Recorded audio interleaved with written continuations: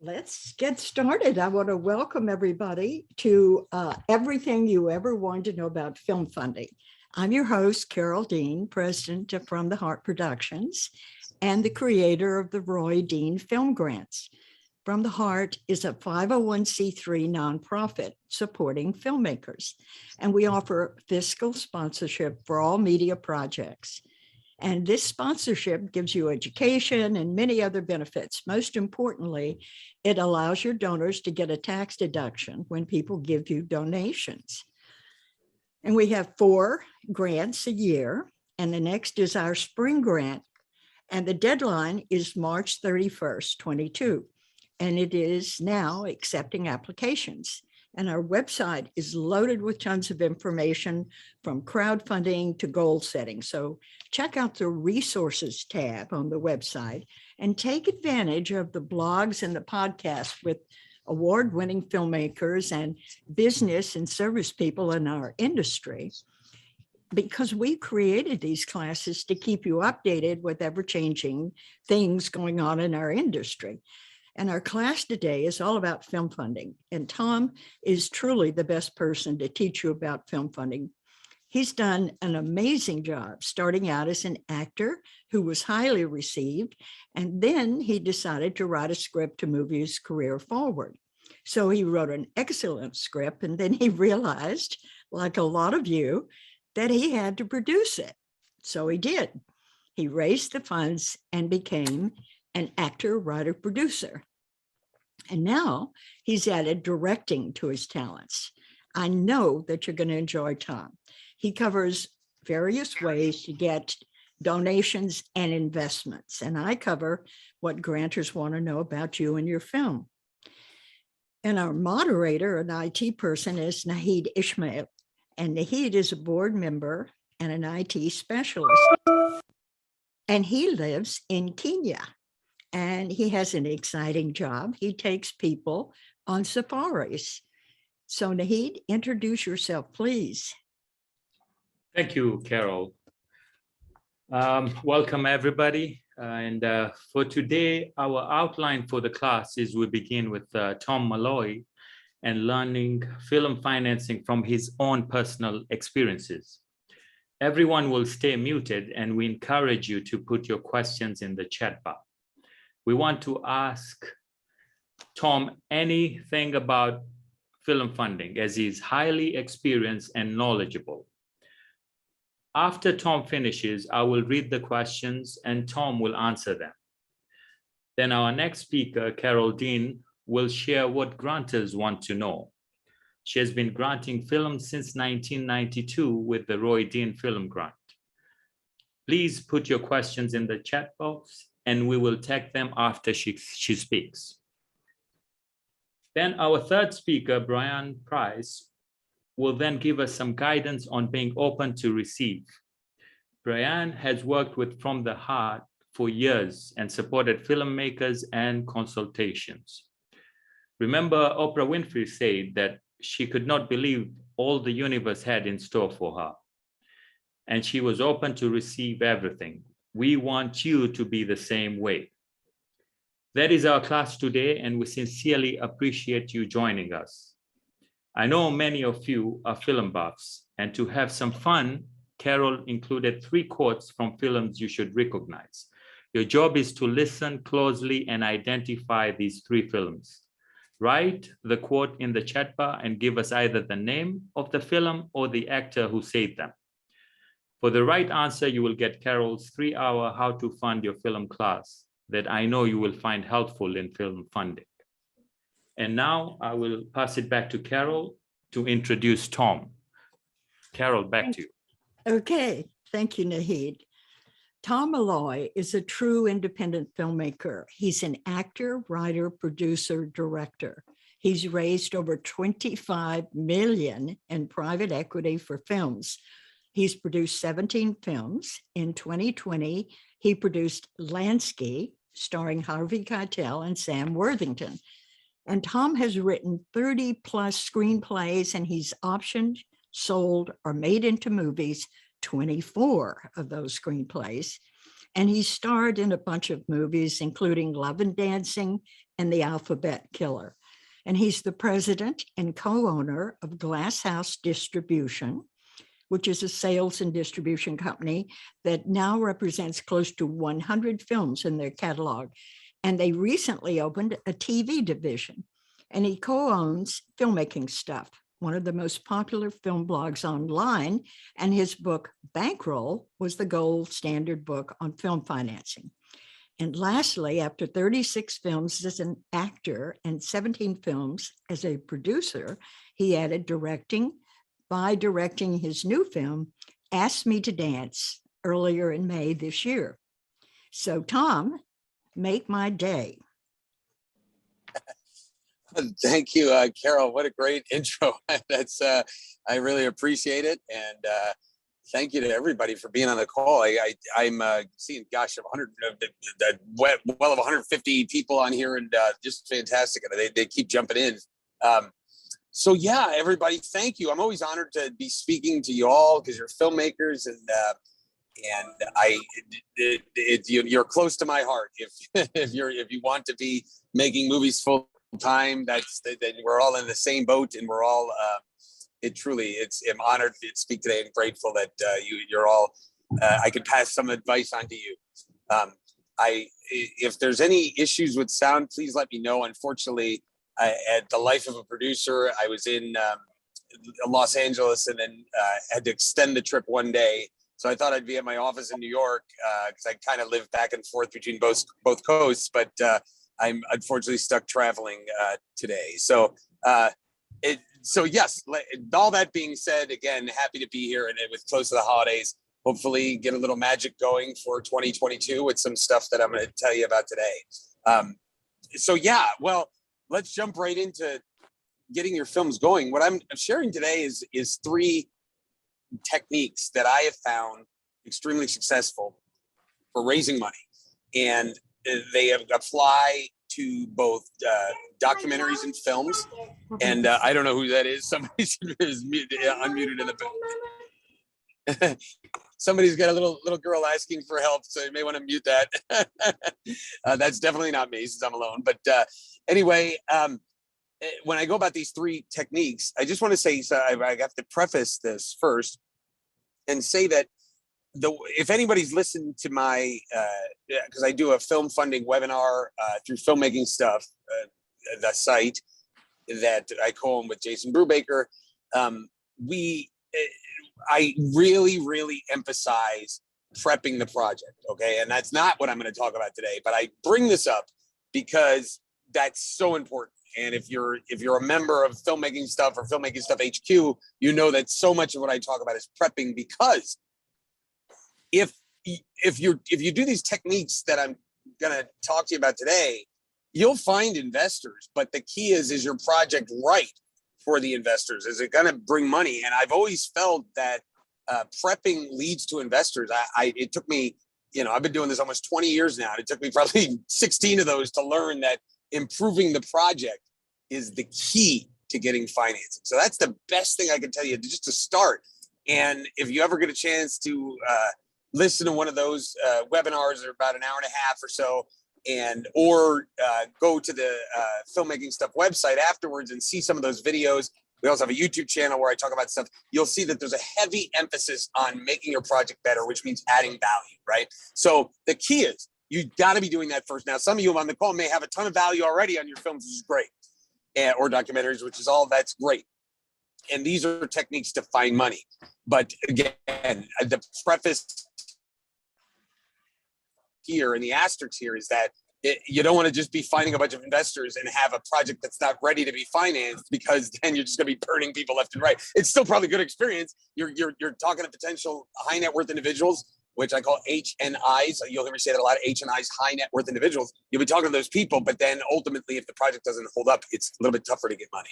So again, that all being said, what we're going to assume for these techniques I'll tell you about is that your project is prepped and ready and has tremendous value. And if you don't know how to do that, that's for another time. But again, you need to have at least one foot in that door to understand that that's going to help you in the long run. Okay, so the 3 techniques of the many techniques I use to raise money for films that I'm going to talk about today are just going down the list real quick is what I call the finder's fee approach. The second is called the vested interest approach. And the third is the networking approach. And all three have value. And one thing that I say, because and all the techniques that I use is that you gotta do them all concurrently. It's not just like you just do one and okay, I'll just do. You have to really spread yourself amongst them, and they all kind of value add each other too. So understand that as well. It's not just like and I know that I don't have my normal time, and Carol knows I can talk forever.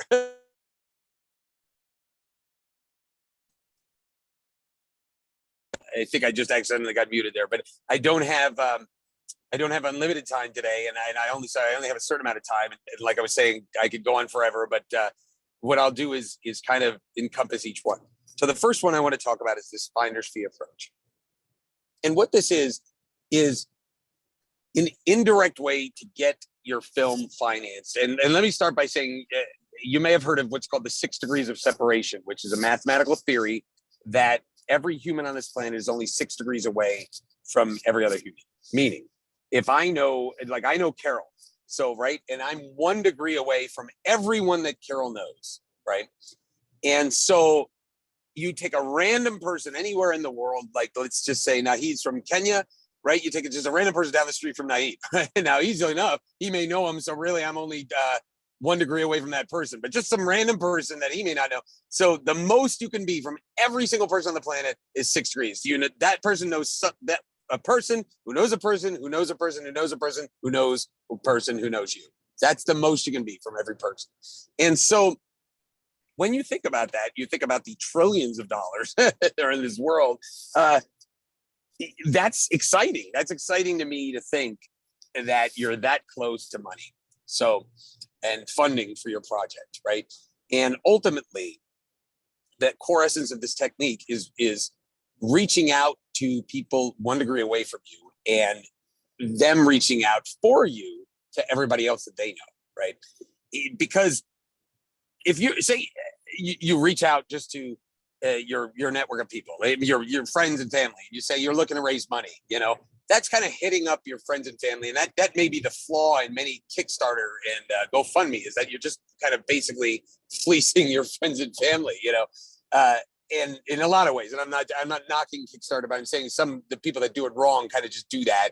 They put up a campaign and just reach out to friends and family, right? And that's not what you should be doing. And at the same time, if you're going against after a high net worth individual, you may have access to that person, or somebody that may have access to that person, right? So let's just start by telling you what the way I used to do this. And the way I used to do this is reach out to anybody that I know via email and say, I'm looking to raise X. Let's just say $1 million for ease of math, right? I'm going to look to raise $1 million for my horror movie. And I put that in an email, looking to raise $1 million for my horror movie. If you know anybody that may be potentially interested in investing in this movie, and you make the introduction and they do invest, I'll give you an associate producer credit and a 5% finder's fee, which in this case would be $50,000. And then I would say right there, that's $50,000 for making an introduction, right? So let me just break that down and kind of talk about that for a second. First off, you're not asking for anything. In fact, you're doing the opposite. You're offering some cash and a credit for basically the person making an intro. That's a pretty great offer, right? And you're coming at them with more value than than just reaching out and say, hey, can you invest in my movie? I mean, exponentially more value because you're giving them something, right?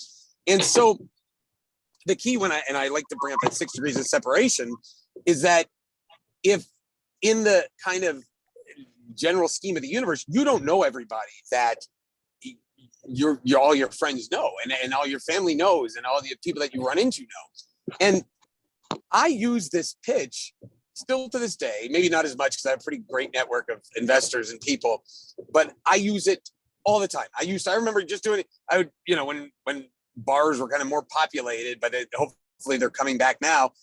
Hey, listen, be talking. I would say that I'm a film producer and we'd just be talking at the bar, and I'd say, hey, listen, if you know anybody that's potentially interested in investing, introduce them to me. I'll give you a credit in the film, and I'll give you a finder's fee.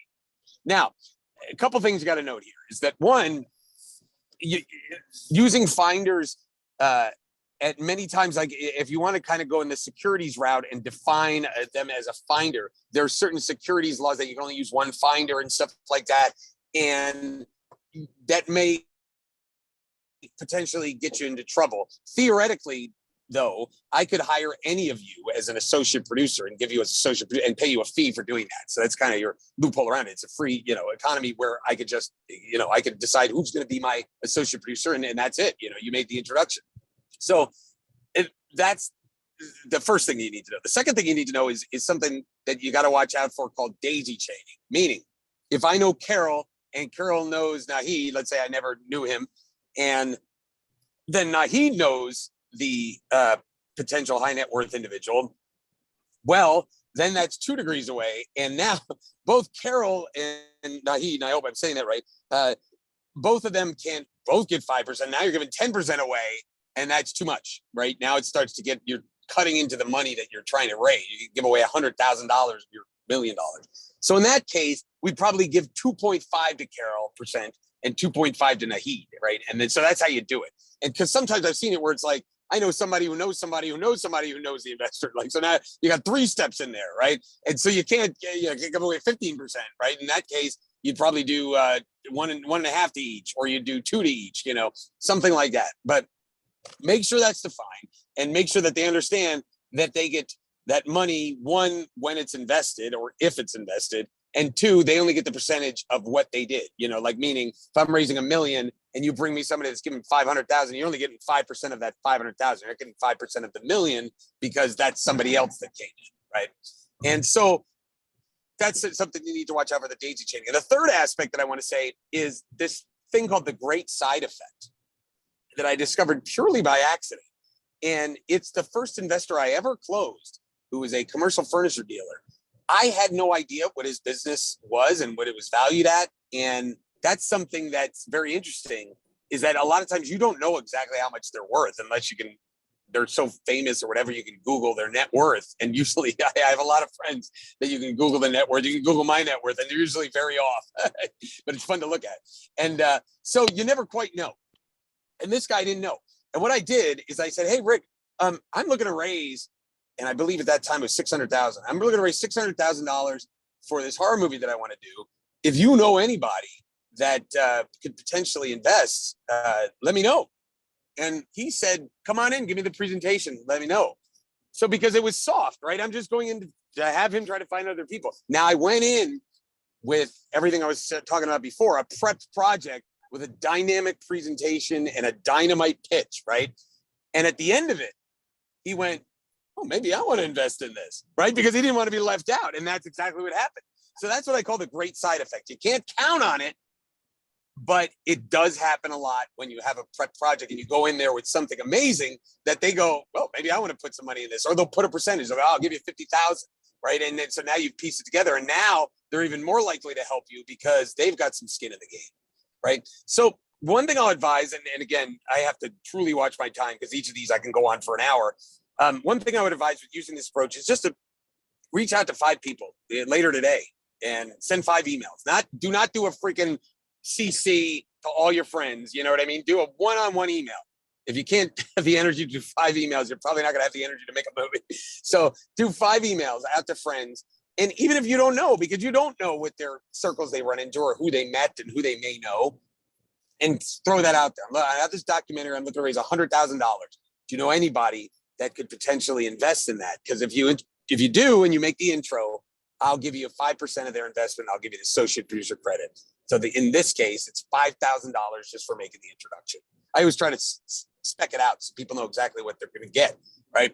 And please, if you're at Christmas parties coming up, anything, Hanukkah parties, anything, mention it, verbally mention it to anybody. Hey, listen, I'm looking for that, because you don't know who they know, and they could bring those people to you. I've found millions of dollars through finders. So that is the first technique that I will give you today. The second one is called the vested interest approach.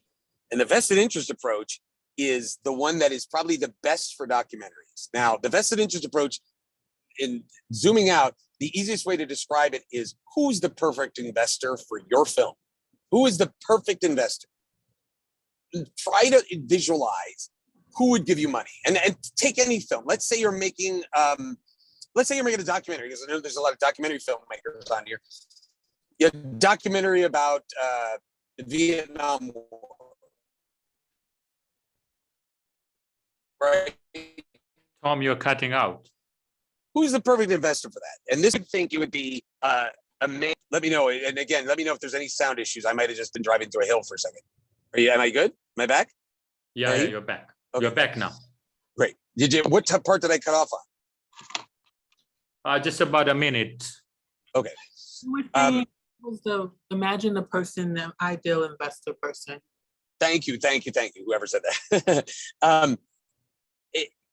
Let's say, and again, I was just purely spitballing. I was saying that you had a documentary about the Vietnam War. Okay. Who's the perfect investor for that? And again, I'm just trying to create this in my mind right now. The perfect investor for a Vietnam War documentary would be probably a male that is a high net worth individual that made money in another industry, right? And the Vietnam War, they donate to those charities, and it means a lot to them, and they really want to get more exposure for the things that went on over there, right? That's the kind of person you should go after, right? And so that's what it means by, say, vested interest. They have a vested interest other than just a financial, right? Meaning, let me give you some more examples of his vested interest. Like, meaning, if movies were just invested in for the financial aspect, it would be a lot tougher to raise money, right?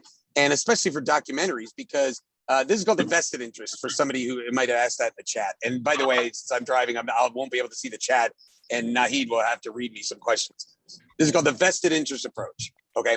And the reason I bring this up and tell you how powerful it is because I've used it so many times. I remember when I did this film called Love and Dancing, and we had an extra, I think, 1.5 million that we had to raise, okay?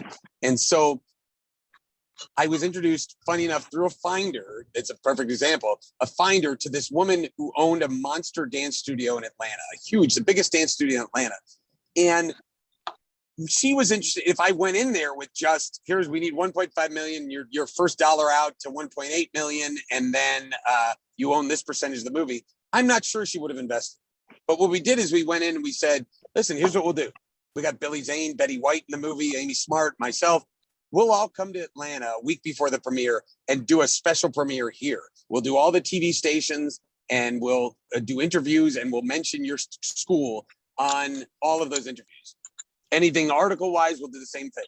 At the same time, we're going to put your logo on all the movie posters. We're going to put on the DVDs. And on the third, we even had a little instructional thing because the dance was West Coast Swing. We did an instructional video called How to Dance West Coast Swing, and we mentioned the schools, and we shot it at the school, and we mentioned the school's name like 50 times. Then we'll also have a party after the premiere at your school where you can do a presentation about your dance school. So now we created this investment that was good to begin with, and we made it a media buy, right? Now she had a vested interest, and within 24 hours, she had committed that 1.5 million. So you see what I'm saying? Like, who is your ideal investor? If you're making a documentary about dolphins, who is the person that does that? Find out who has invested in dolphin, related projects. Save the dolphins. Who's doing that? So you need to kind of zoom out and think, who is your ideal investor? And now try to search for that person. There's other aspects of this that I could go into, which would be, the guy's wife wants to have a role in the movie, or his daughter, he wants to make his daughter a star. You see what I'm saying? So anything like that could help. And that's more vested interest. I mean, it goes down to, I remember once pitching a film that took place in karaoke bars, and we found somebody through a friend that had opened 5 karaoke bars, and we said, we'll film this movie in your karaoke bars, right? And that was so smart because it was like, now he was getting media exposure as well as a great project to invest in. So that's what the vested interest approach in a nutshell is. And the third one I want to talk about today is the networking approach. And I'm just hoping that everybody that can hear me, and it's all, I still don't have the sound issues to get to this third one. The third one, the networking approach, I use in conjunction with everything that I'm talking about here. And what that is really putting yourself in the right spot to find high net worth individuals, H&Is, or putting yourself in the right spot to find people that would have the vested interest in investing in your movie. For example, let me try to get another spitballed example. Okay, let's say you're making a movie about magic, right? And the reason I bring this up is because I do love to go to the Magic Castle in Los Angeles. Now, the Magic Castle in Los Angeles has a lot of pretty much everybody in the damn place is a high net worth individual, right?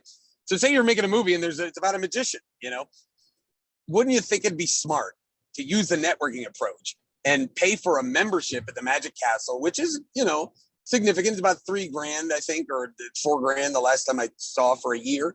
But that's $4,000 investment. And you can go to the Magic Castle whenever you want and be networking and meeting people. And every single person you meet, they ask, oh, what do you do, Tom? I'm a producer. I'm making a film about magic. Oh, tell me about it. And then bam, you go into your pitch, you go into everything. And that could work for almost every film. I mean, like you might be making an environmental documentary. What are the groups that are getting together that are conscious about the environment and want to do something to help the environment, right? So take whatever movie you have and say, what is the ideal group that I need to be in, and find that group. Another way to do it is usually in every town, or not town, but major city, there's a publicist.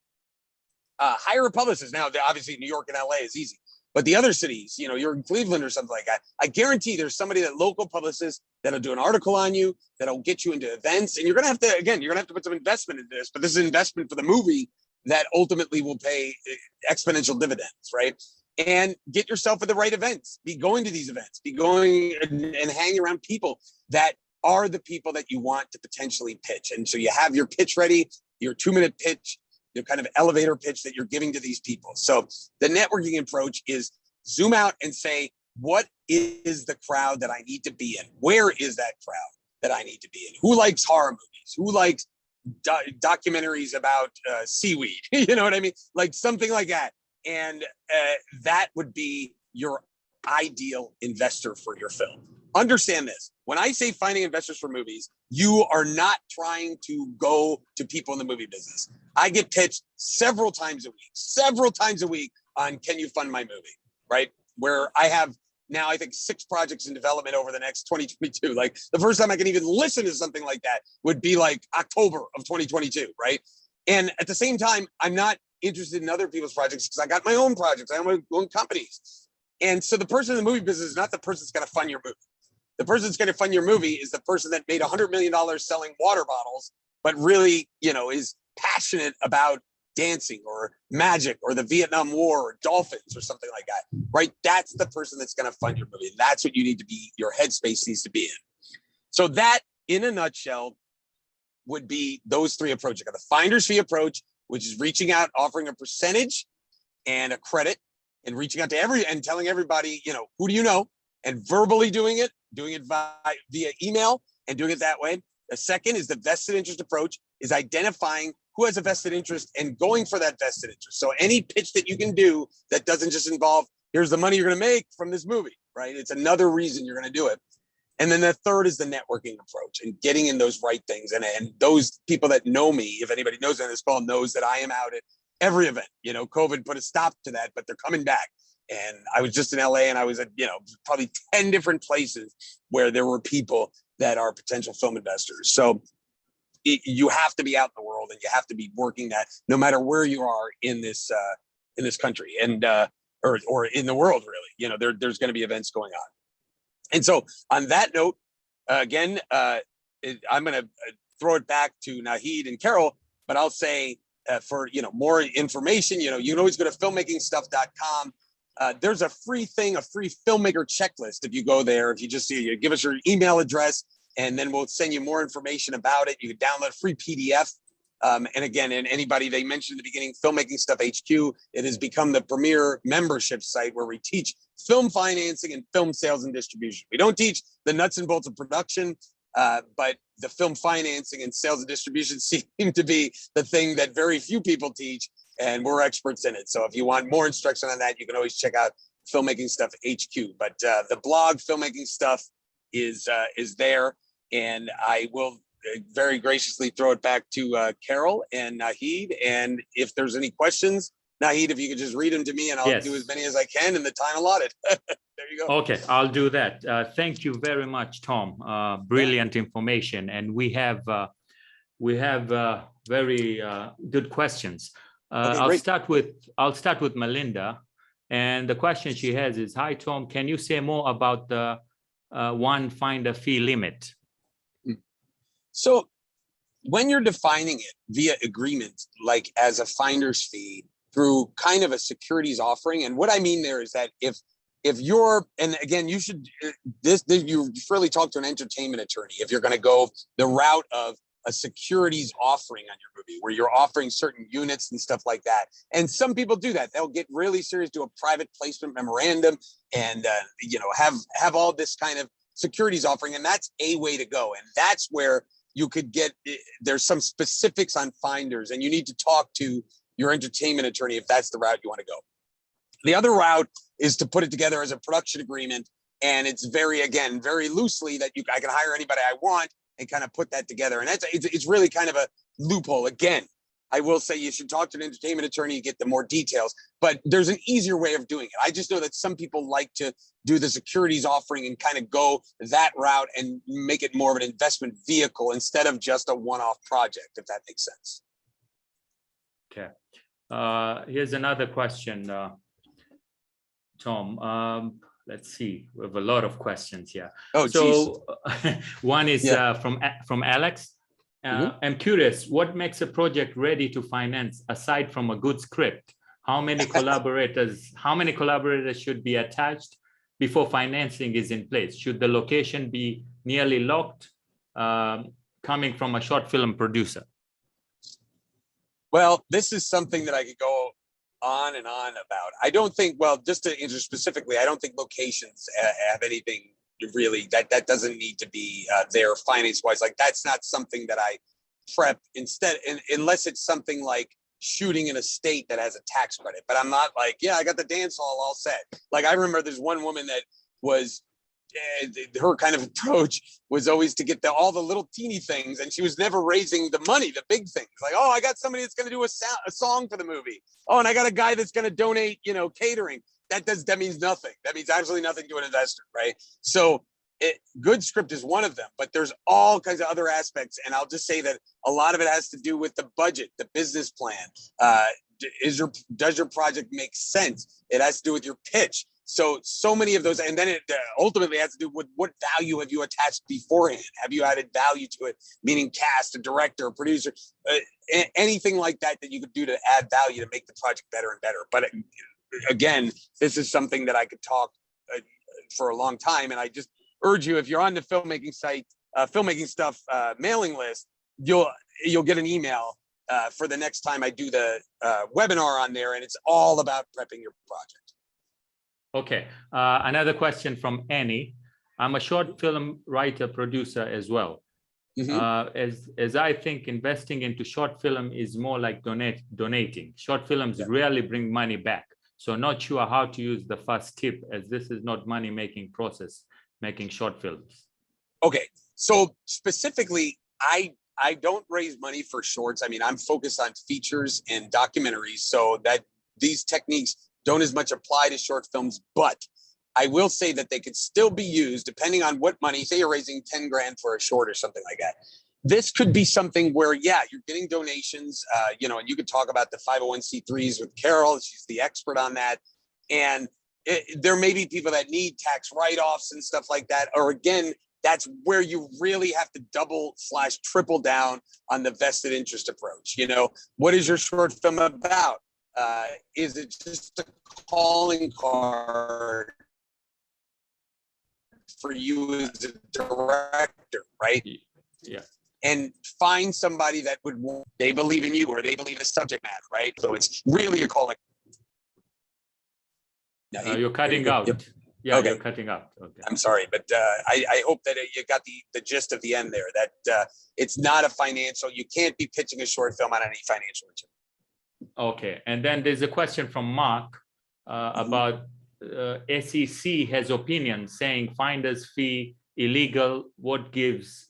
They have also prosecuted film companies that paid film companies for this method. Do you have an opinion for us? I've never seen anybody. I don't know where he's talking about any film companies prosecuted for that. I've never heard that. I could say that if you're publicly displaying, like on your website, hey, I'm offered finder's and like blasting the email out to 1,000 people. But yeah, that's probably a securities violation. But again, I could hire anybody. I could hire anybody in this call to work with me. It's a free economy, and put them on the film and put them in a role on the film. So that's exactly what we're doing. You know, we're just calling a finder because they're finding money. And I'm differentiating that from a, you know, trying to get finders as far as like doing a public reach out. But so I've never heard that, unless somehow that they were looking, you know, they were giving these fees out. Okay. Patty has a question about networking. What conferences are good networking opportunities? Without question, the three major markets, which are the American film market, the European, that's in November, the European film market, which is Berlin in February, and Cannes, which is in Cannes in France in May, the Marché de Film. So those three are the best as far as movies go and documentaries go. TV markets are different. And so that's MIPCOM and Real Screen and MIP TV.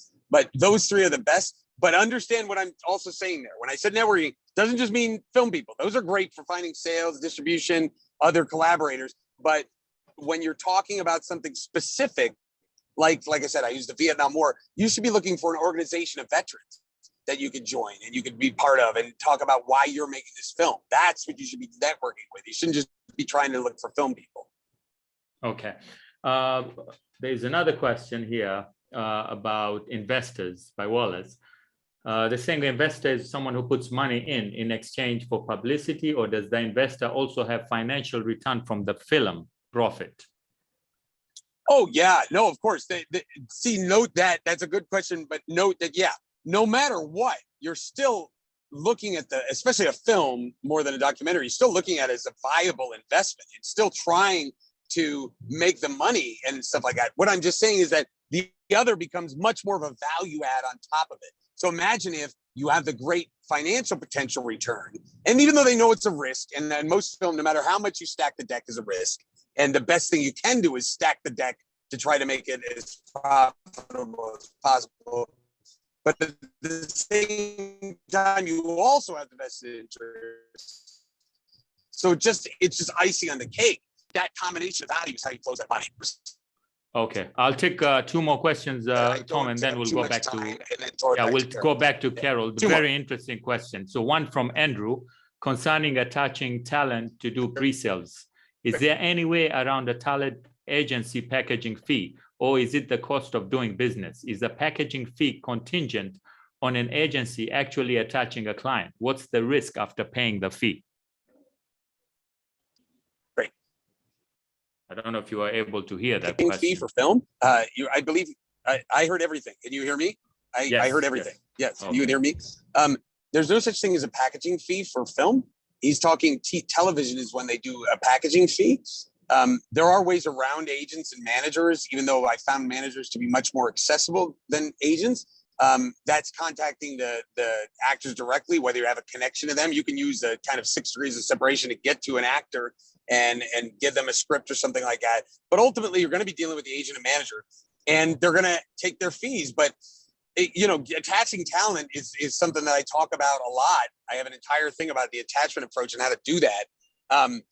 It's a smart move. I mean, if you hire a casting director, put them on retainer and get them to bring talent to your project, you are really stacking the deck in your favor as far as potential pre-sales, sales and distribution, and especially getting investors. If I give you project A is just a great idea versus project B is a great idea with the star of so-and-so TV show in it as the lead role, that's much more value. So there's ways around it, but packaging doesn't really apply to films. That's a television term. Okay, last question, and then we'll go to Carole. But Steve Greenstein is asking, I have a wonderful, successful web series. How do we get the lip to distribution? It's on YouTube, getting all sorts of awards in festivals, winners, best shorts. Now we need to make some money. Well, a web series can be made profitable. I mean, I've done it. But my company Glass House, we did a web series called Dropping the Soap that came to us, and we got it was a comedy with Jane Lynch, and we got the Emmy for Best Actress for Jane Lynch from the web series. So, and then Amazon came and said, "Hey, listen, we'll pop ads for you." So we already had it on Amazon, and Amazon asked us if they could run ads for it, which is like, how are you going to say no to that? But yeah, it was all over VOD and everything. So I would say find a sales agent, and the best way to do that is go through Cinando, Cinando. That's Cinando.com, and if you join up as a member, you can search their database and see who buys web series, and that worldwide. And then send emails to them and say, I'm looking to get this web series distributed. And if you have a good trailer and the series is good, they'll let you know if they could get it out there and where they can get it out to. There's so many VOD platforms that I think the best way to do that is to get it on like 20 VOD platforms and work the press and publicity to try to see if you can get eyeballs for it. Okay. Thank you, Tom, for the brilliant information. Thank you so much. There's a lot of questions here, but I would advise everyone and let them know that Tom and Carole teach the intentional filmmaking class, where you create and focus on your goals over 4 months while you work with Tom and Carole in 8 classes and 4 personal consultations. Tom teaches you how to create a pitch, as he is pitched daily for his Glasshouse distribution company. They also teach how to create your deck and proposal. You will learn how to find high network individuals and how to close them. If you want to focus on film funding from February of May 2022 until May, from February until May 2022, check out this class. I will put the link in the chat bar, and also we have a discount. So please look at the chat bar. I will put that link. And thank you so much, Tom. What I'll do now is I will hand it to Carole. And Carole, please share your information with us on what grantors want to know in the grant application. One last thing I'll just say, Okay. because I didn't see it on the slide unless I'm missing it. You can always reach me at tom@filmmakingstuff.com, or just go to filmmakingstuff.com and sign up through there. I didn't see the links on there, but if you want to, anybody wants to check that stuff out, I can always be reached that way. Yeah, it's on the last slide. I'll send the slide to everyone. There's a recording which will be sent to everyone. And also Beautiful. I will put the information on the chat. So everything will be sent to everyone. Yeah. Great. And now you're in great hands with Carole. Great, guys. Thank you so much. Okay, Carole, I just unmuted you. I think you need to hit the unmute and we'll be good to go. Right. Thank you, Naheed. And Tom, what a great amount of information. Thank you so much.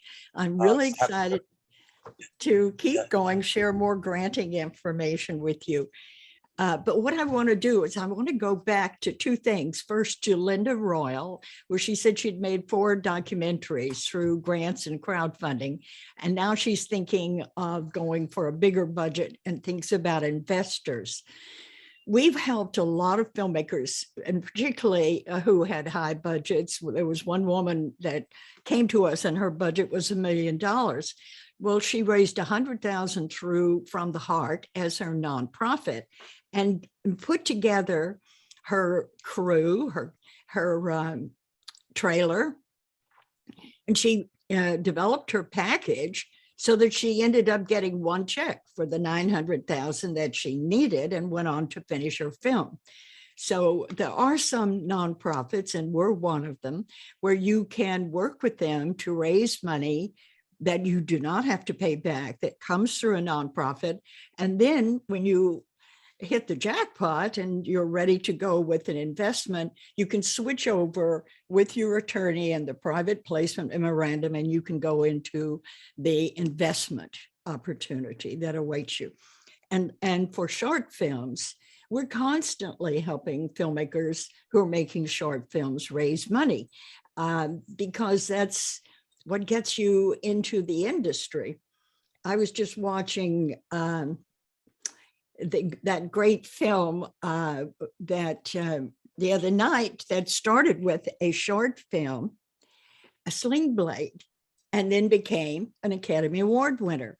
So short films are very important. It's your calling card in our industry, and use a nonprofit and go in with a pitch that says, I have a great short film. I have a 30-year-old nonprofit that is supporting me. They believe in my film.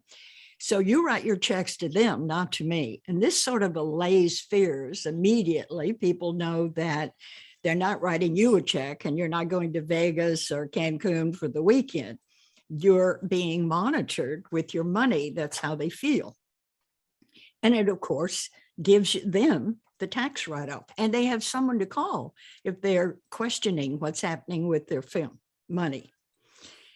So let's get into, I want to start with the grants, because I think granting is such a wonderful way to win money, to get money for your films. But you need to put some passion in your proposal. I'm one who reads all the proposals. So I want to get as excited about your film as you are. So let the passion jump off the page. I want to hear it, see it, and feel it. The one thing that really works is for you to take the time to find the criteria of the grantor. And you put this in the grant someplace close to the beginning of your application, so that the grantors know that your film fits their criteria, because this is the biggest cause of rejection. People apply for grants that don't fit. So you start out, and I like to see it when I read my grant application, because it tells me that you read the grant application and the website, and you know what I'm looking for. And there's another thing too, and that is when judges are reading grants, they read a lot of them at one time. And it's really important. It sort of wakes them up when you say, my grant fits your criteria, because from the heart, we want films that are unique and make a contribution to society. So when you tell me my film is unique and it makes a contribution to society because, then I'm clear immediately on the concept of your film. And that is good. Now, use your creativity. Make this application interesting and intelligent. Get out of the paragraph format if you can. Make the page creative. Use bullet points, color, photos, graphs, pie charts, anything to break up the monotonous written page. Show me how artistic you are, and do this for any grant that will allow it, because we all know that a picture's worth 1,000 words. And the majority of grantors are visuals. They are visual people, and they like to see the film from your description. So be sure to write your proposal in a visual way. They want to see your creativity on the page, and they want to see your film while they're reading your application. So share your outline for funding. Grantors want to know who else you think will fund your film. They want to know that you've done your homework. So tell us who else you have contacted for funding, or make a list of all the grants you've applied to and those you intend to apply to. And for me, I don't care how long it is, the longer the better. I want you to include this to show that you are focused on grants and you know which ones are the very best for you.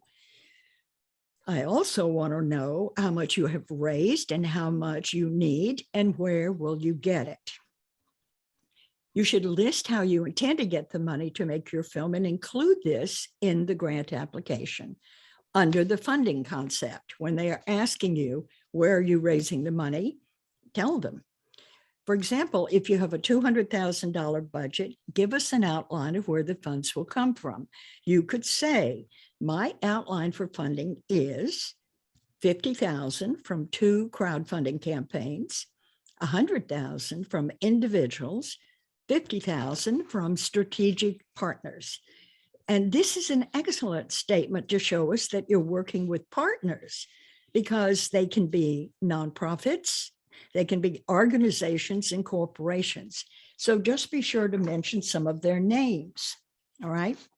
You can say, I have these as partners, and I'm approaching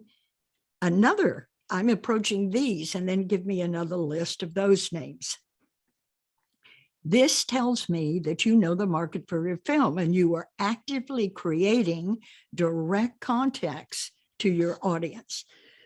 And in today's world, you need to find your audience and use your community screenings and one of my favorites, which is virtual screenings, to reach your worldwide audience. So tell us about this. Then we want to know that you know how you can fund your film because you've explained it to us. If this is for a feature, I want you to tell me how you will meet the HNIs and where will you go to find them.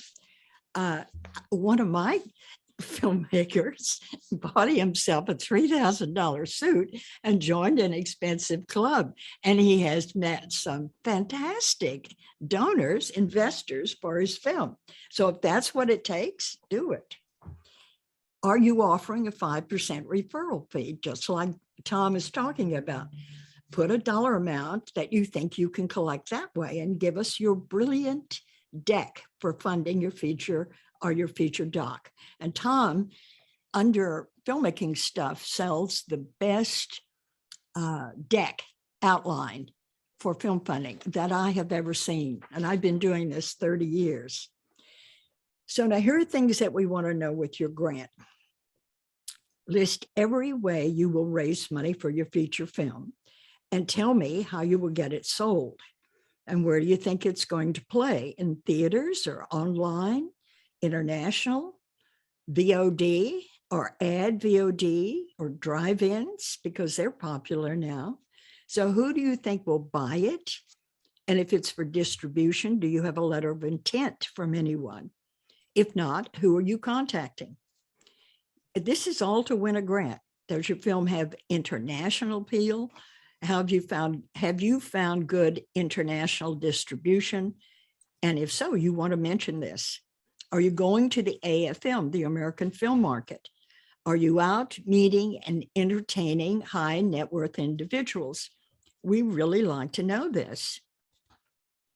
Now, I want you to talk about your crew members with confidence, because one of the things we look for in grants is who's on your crew and how experienced are they and what have they done. This is a major part of decision making. So be sure to include any awards that anyone on your crew has, because we want to know that you're fully supported. And especially if you're an emerging filmmaker or you have very little experience, we look to see who's on your crew to know who is supporting you and are they skilled? And if so, we say, great, you're covered. You can make your first film because you've got a lot of experienced people behind you. Now, people who give us proposals and letters that use a qualifier like about raising funds, that they hope to raise the funds, or they have always wanted to make a film, or I would really like to make a film, those are not going to go to the top of the pile. You need to be assuring me that you know what you're doing and you know how to finish a film. Because see, we really just want to hear your confidence in your paperwork. It has to sing out to us. And I'm making this film with or without you. If you want to join me, that's terrific. But if not, I'll see you at the Oscars. I want you to be that positive. I want you to tell us why you're making the film, because one of the most important things that people often leave out is the answer to my favorite question. Why are you making this film? What is your connection to this film? Are you making a cancer film because someone you love died of cancer? If so, tell us, because that means to me that you're totally committed and your chances of finishing the film are high because you're personally connected to it. If you're making this film to get in the industry, well, great. And you tell us that that's where you belong. We want to hear it. Bravo. We want to know that it's a great reason for you to apply for a grant, because we love and respect filmmakers' tenacity and dedication. Are you making this film to send a message? Well, we like that too. If it's a good reason, why are you so passionate about this film? How has this information touched your life And why do you want to devote years to making this film? We know that on average, documentaries take 6 years to make and 2 years to distribute. So think then of what the judges will say when you send us your proposal and you haven't raised a penny and you don't give us any information on how you're going to raise the money. This proposal would not get very far up the ladder, even if you said, you is kind, you is smart, you is important. We want you to show your commitment and your connection to the material. And grants are wonderful. And yes, they are competitive. But remember, people giving grants are mostly not filmmakers. We highly respect you and we want to support you. And we think that you're the most creative people on earth. So recognize the fact that we want to give you money. So it's up to you to give us the right information in the strongest, most self-confident way possible so we can give you the grant. Most grants have filmmakers for judges, and we do too. And those people need to be totally impressed with your dedication, commitment, and your connection to the material. This is a key. What is your connection to the material? I know this is a lot of information, but judging grants is a very hard job. And I want to cover everything that we're thinking to use to judge your film so you know what it's like from a judge's perspective. Now, who is your audience? My grant has a marketing outline request, and I put a large percentage of decision-making on the marketing you state in your application. I want to know if you know who your audience is. So don't say everyone. Give me a composite of your audience. I want to know who they are, where they get their news, where they hang out, as much as you can tell me about your audience. And when I know that you know your audience, you go to the top of the pile. I wrote a blog about finding your audience by interviewing your current fans, and it's online, and it is entitled How to Mine, M-I-N-E, Your Audience for Gold. That will give you some ideas of who your audience is. You can interview some of the existing people who are following your film. Particularly, stay away from family and friends. You want people that you physically don't know, you've never met, but they love the work you're doing. They're the ones that you want to find where they came from and ask them like 10 questions. Then you'll have a composite of your audience. And in the outline class that we're going to give away today, I explained how to find your audience and create a believable budget. And this, Tom didn't get into budgets, but I asked for the budget and I just want the top sheet, and most people do. But when you have zeros and even numbers for everything, I think, are you guessing? I mean, because it's almost impossible when you are getting rates for rentals on a daily basis, you're definitely going to come up with odd numbers. So take a few minutes, get on the phone, call up the color correctionist, call up the sound people, get quotes and put those quotes in your budget so that it is real, that you know the numbers, and when you start talking about your budget, because you're going to need to do that to close people, that you really know what you've got. And please use the website. I've got a lot of information on there. And if you don't win the grant, try again. Get a consultation to find out what you can do to improve it.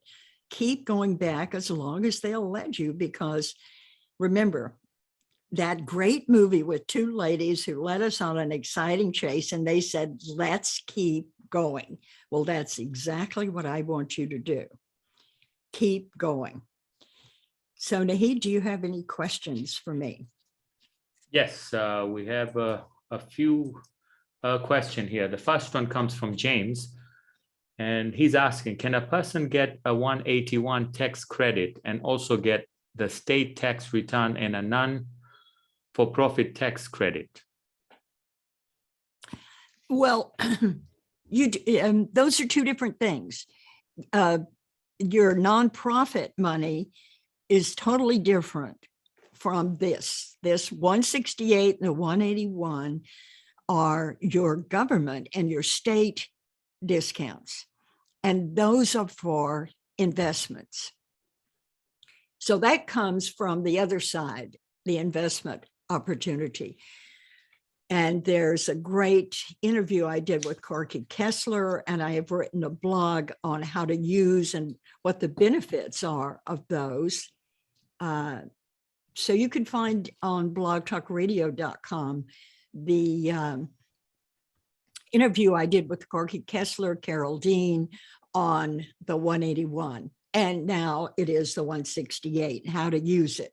And there's also a blog on my website about the interview I did with Corky, but you shouldn't miss that. And you've got your state discounts. Corky says when you put the 168 with the state discount, that you can almost guarantee a large percentage of their investment as a return, but you need to do the numbers yourself. I hope that answered your question. Okay, and then another question, I don't know if this one would be for you or Tom, but Molly is asking, what's your opinion on slated.com? Is this a viable investment? Tom, are you available to answer that? I think Tom's left. Tom's gone. Okay, I don't know. I have never seen anyone say to me that they got funded through Slated. Now, maybe it's happened, but I haven't heard it. Okay, we'll I take, do, but on the same topic, I think it's really important that you get coverage on your script. In fact, I think you ought to get 2 coverages on your script because you're looking for continuity. Let's say you send it out for coverage and you get feedback, and some of it you say, okay, that's true. I've heard that before. So the second time you hear it, you pay attention.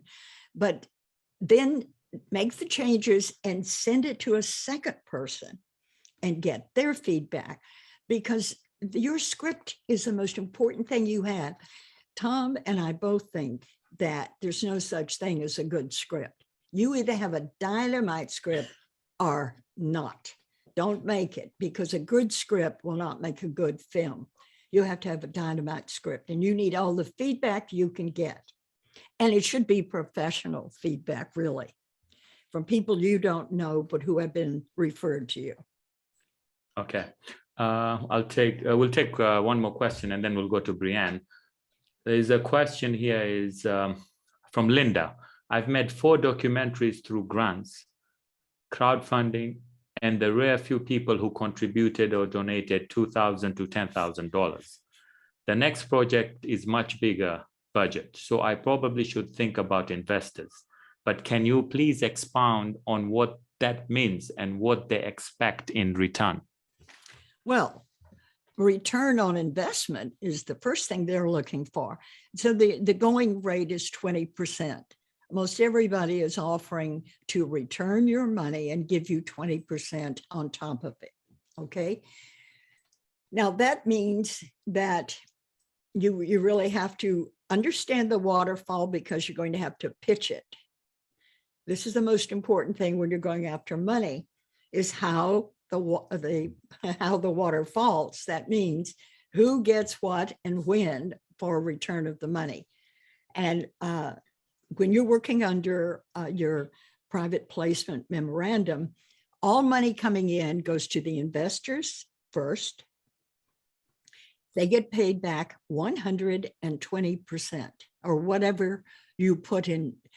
Some people could go as low as 15 and some go as high as 25, but 20 is a good number and that works. So let's say your return on investment is 120%.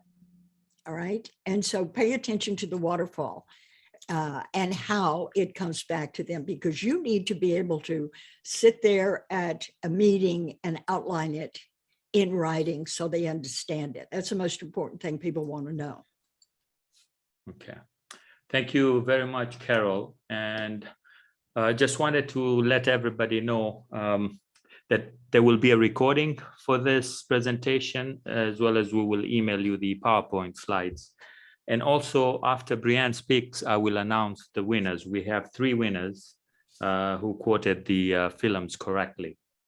So our next speaker is Brianne Price, and she will give us some guidance on being open to receive. Brianne is a natural healer, and she has worked with From the Heart for many years and supported filmmakers with consultations. And she also teaches in our film funding class. So without wasting any time, I would like to introduce Brianne. Brianne, take over the mic. Thank you, Nahid. Can you hear me? Yes. Wonderful. Oh, thank you very much, Tom and Carol. This is a lot of wonderful information. Now, what I just wanted to talk about today is goals. This is the perfect time to do our goals. We've got the Christmas magics of the season, and we've got the new year coming. So I really believe that this is a good time to get our goals so we can we can refine them, get rid of any negativity, and so we can take them into the new year and kind of hit the ground running. I basically do goals 2 different ways.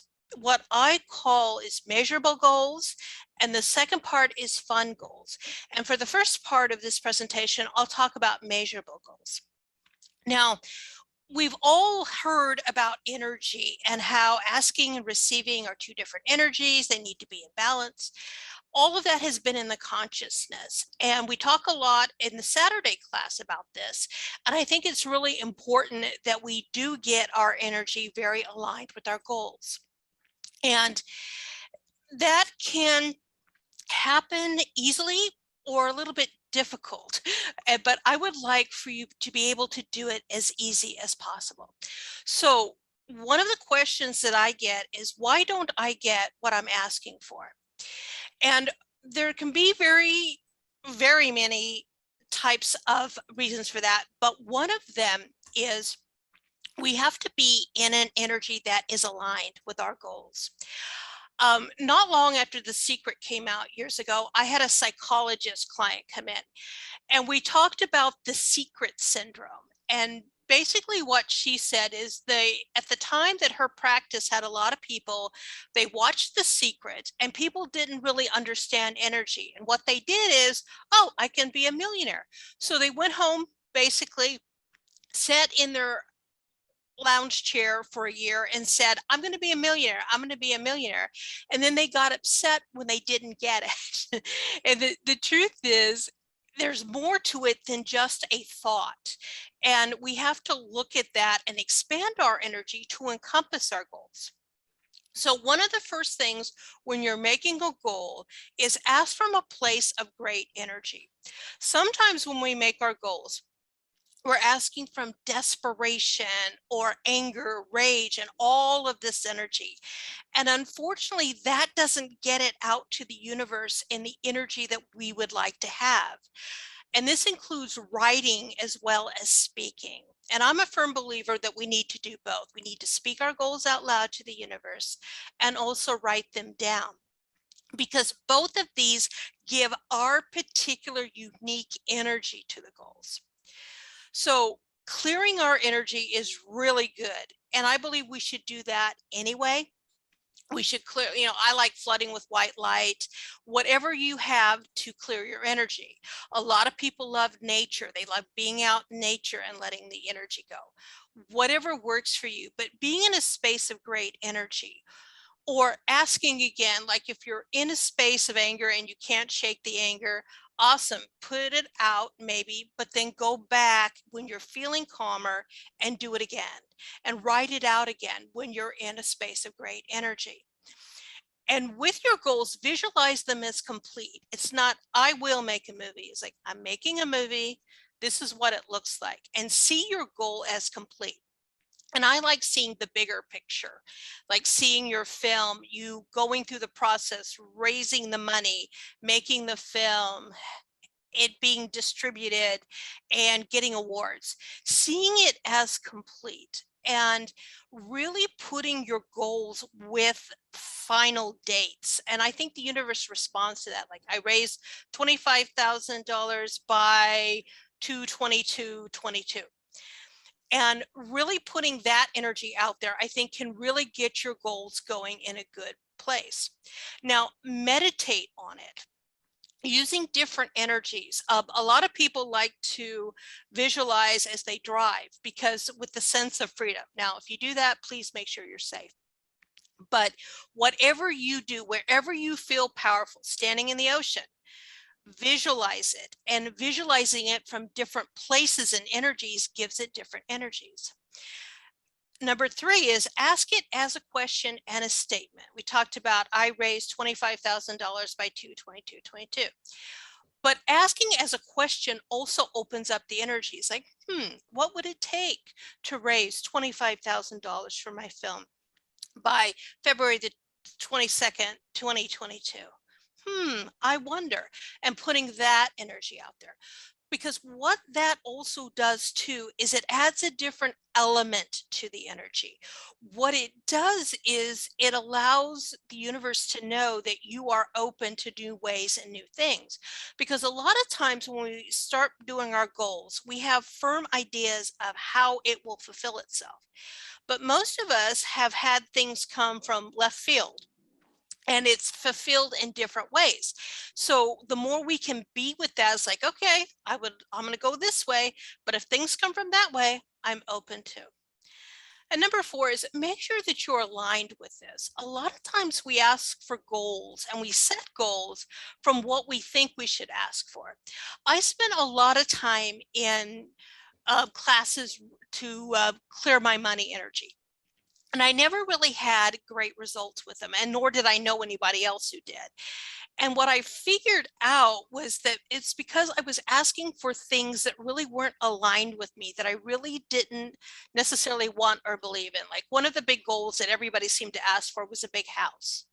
Well, that really wouldn't make me happy. But what I realized is that was my sense of success. And what I was told when I was a kid is, if you're successful, you will have a big house.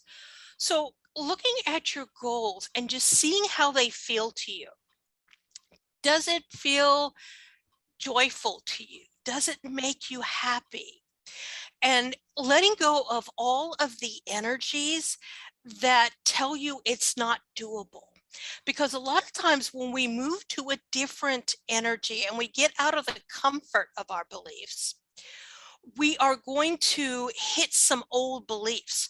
So, like, let's say if you're asking for your 25,000 and it doesn't feel right, or your mom's voice pops in that says, oh, that's never going to happen. It's like, no, that's not me. That's not mine. And you push that out to the edge of the universe and you let it go. And you just keep visualizing it and you keep remembering it, and you allow yourself to create it that way. And that's a wonderful thing. Now, with your visualizations, make sure that you bring in all your senses and energy. Allow yourself to be grounded and centered. Be able to see it, smell it, taste it, feel it, and know it. Knowing is one of my favorite senses, even though it's not usually one of the ones. And people say that can be intuition, but it's just knowing that it's yours. So when you're in this, visualize everything. I think that it is absolutely wonderful too to let go of unfulfilled dreams. And this is a big one that I've been doing the last couple of years with a lot of results, because a lot of times we have many dreams. Sometimes they can be very old, but sometimes they're relatively new, of things we really, really want that didn't happen. And being energetically sensitive people, we can sometimes beat ourselves up because it didn't happen. And sometimes it's a blessing that it didn't happen. And sometimes it just maybe we weren't ready, or there can be a million reasons, but just let go of those unfulfilled dreams. Like, one of my dreams way back when was to be a successful script writer, and that didn't happen. So I'm like, all right, universe, I just pull up all my unfulfilled dreams of being a scriptwriter, and I just let it all go. And I allow myself to reclaim all that energy for my film. and you just feel it and you let it go and let go of anything that you decided about yourself because it didn't happen. Now, this one, number 7, watch what you say and do. And this is where the negativity comes in. Now, please, please, please do not drive yourself crazy with this.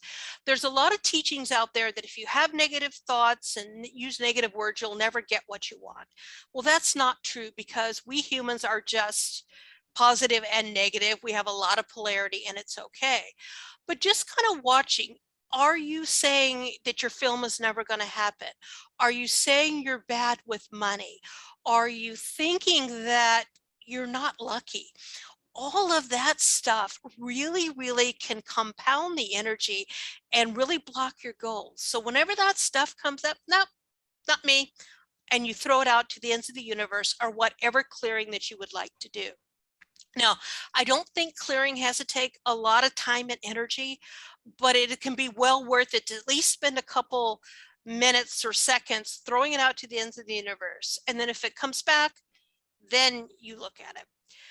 But just allow it to go and not be part of you anymore. And keep asking for it. There's a lot of beliefs out there that if you just do it once and you let it go, it's fine. I don't think that's necessarily true, just because we think a lot of negative thoughts and a lot goes on in our minds. And I think we need to remind the universe on a regular basis what it is we would like. So visualizing, meditating on it, it's just really, really good to do that, because it just gives it energy. And the last one is ask on special days, your birthday, Christmas, and New Year's. Birthdays are very magical, and as adults we're taught not to really put a lot of energy into it, but I think they're very important. One of the best gifts I was ever told when I first started doing this work was, whatever you do on your birthday, you set your intention for your next year. So you should do on your birthday everything that you want to do for the next year. So what I have done ever since then is I'll put gas in my car, I'll pay a bill, I'll have lunch with friends, I'll plan a big project, because I want to do those things in the next year.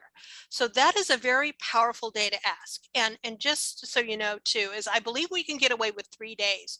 So your birthday and then the 2 extra days, you can also count that as your birthday. And I just say it's my lunar birthday, but that really works. Christmas is a wonderful day to ask for things, because there's a lot of magic. So putting new goals out there, new wishes, and of course, New Year's. But really, any special days that you have, and it can be an anniversary of a very special relationship, ask for it on those days and receive the energy of them. Next slide, please, Nahid. Oh, one very important thing I forgot to say is about goals. Now, as far as the measurable goals, I really believe we need to set them as small, medium, large, and beyond possible.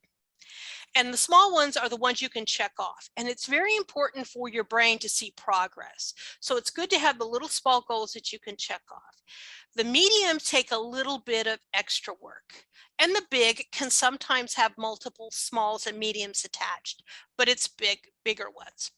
The beyond possible ones are the ones that say, okay, well, I need $25,000 and that feels doable, but you know, I'm going to ask for 40. And putting your goal for 40,000 and putting it out there and letting it have energy. One thing that was really explained to me is we really need those, because our brains and our energies really need things to do.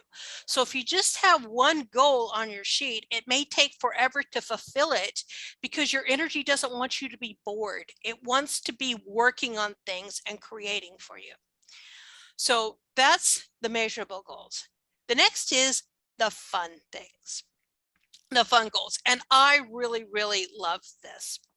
And fun goals are what would be fun to create without any expectations. And I started doing this year, and I have had some phenomenal results with it. So basically what I did is I got a online colored journal from Amazon, and they're like anywhere from $6 to $11. And they're beautiful pages, beautiful sheets, because I love color and I think color is very, very healing. So I got that. And I used the I allow and choose. And then I made the deal that anything that sounded fun would go in here. And it's been extraordinary asking for that because there's no expectations on it. An example of one thing that I got is I love alternative investments. And I decided in June that I wanted to invest in a video game. I wanted to say that I'm a video game investor. Well, there was none available that I wanted to invest in, very few available. And then I got to look and like, wait a minute, you know, I just don't want one game. I want to invest in a video game fund. Well, there was none available. So I put in my journal, I allow and choose to invest in a video game fund. And I just put it there and I allowed myself to write it without any expectations, with any energies, and just gave it the fun energy. So in September, I open up an email and there's a video game fund and it's by one of the top in the industry. It's a good, legitimate fund. And I got it. It was like, I don't know, 3 months, sometimes 6 months later, but I've done that with many things. So it would be really good for you to do that with fun. Like, you know what? I allow and choose to be distributed by Amazon. I allow and choose to win an Oscar. I allow and choose to have a celebrity endorse my film, just anything and everything. And it has to be fun. And one of the reasons why I believe it is so effective is because it bypasses the success failure paradigm. Because a lot of times when we write our goals, the measurable ones, we will judge if they're successful or failures. Versus the fun, it's just out there. It's playing, it's doing its thing, and you write anything and everything in it. Like I was just at a antique street fair and there was this guy selling cashmere blankets from Nepal. I'm like, wow, I really want one of that. It's a little bit out of my price range, but I allow and choose to own a cashmere blanket from Nepal is now in my feed. And I really love it. So really put those in there. Now, what I do with them is I don't give them a lot of energy because I think the fun is a lot of energy. What I do is go through every month and I will highlight all the ones that have come true. And it's amazing to highlight them and just to see how many of them have fulfilled. And the last, and this is with all your goals, to be grateful and thankful, because it is a wonderful thing. And it's you being grateful and thankful for you is one of the big things. And then being grateful and thankful for your film and being able to fulfill your destiny, to be able to make a difference in other people's worlds. You know, our films are one of the few true freedoms we have left. So it's good that you're stepping up and you're doing what you need to do and you want to do because you're making a difference. So this is a good time for goals. Now we are doing a candle event. Carol has very generously sponsored a candle event. And we're going to be talking about writing goals, clearing energy on goals. And it starts on Saturday and the link is in the chat. And I would really invite everybody to come to play and allow 2022 to be your best energy and year ever. Thank you, Naheed and Carol. Okay, thank you, Brianne. So thank you everyone for joining. Before I hand it over to Carol for a summary of our class today, I want to announce the winners for the film quote. So we have 3 winners. First one is Alberta Joseph. The second one is Darlene DeRose. And third one is Janice Villarosa. I'm going to email you the film funding class link. In case you don't receive an email from me, please email info@fromtheheartproductions.com. Also, a copy of the presentation and a recording will be available for everyone. in the next few days. We'll send it out to everyone who registered. Thank you, everyone. And I will pass it back to you, Carol. Thanks, Nahid and Brianne and Tom. It's been a lot of fun. I hope you all have learned things and we can help you move your film forward. So I wanted you each to recognize how creative you are. You're each one of you a bundle of creativity, because I believe that filmmakers are the most creative people on earth. And these classes are to help you continue to learn more about the film business and to help you fund your film. Because independent filmmakers are our greatest asset. And I'm honored to work with you every day. And I know how incredibly talented you all are. And I'm a big believer that your mind is your greatest asset in film funding. Knowing that you can raise the funding and finish your film must be part of your DNA.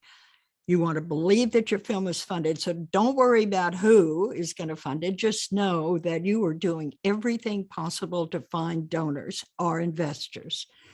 And keep a to-do list and focus on your goals, knowing every fiber of your being that you are funded. When you do, we see a confident, creative person who we want to be attached to and support.